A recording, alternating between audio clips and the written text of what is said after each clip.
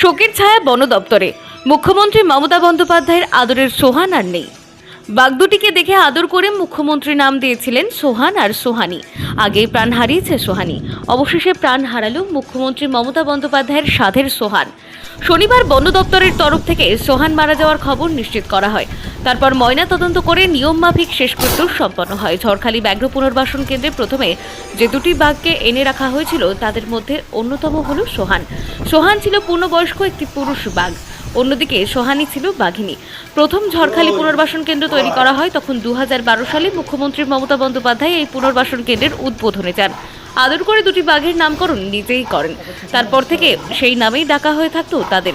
বেশ কয়েকদিন আগে স্ত্রী বাঘ সোহানি মারা যায়, তারপর অসুস্থ হয়ে চলছিল দিন সোহানির।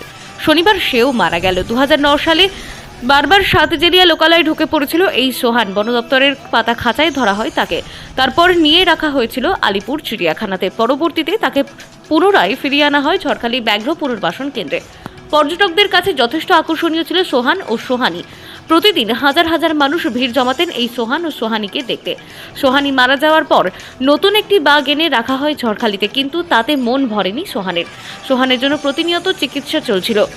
পশু চিকিৎসক নিয়ম করে তার চিকিৎসা করত। শুধু তাই নয়, নির্দিষ্ট খাবারও দেওয়া হতো যথেষ্ট হিসাব করেই।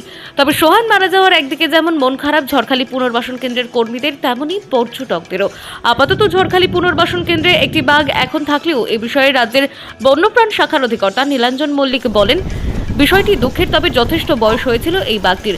প্রায় 22 বছর বয়স হয় তার। ইতিমধ্যেই বেশ কিছুদিন যাবৎ বাম চোখে ছানি পড়ার কারণে দেখতেও পাচ্ছিল না সে।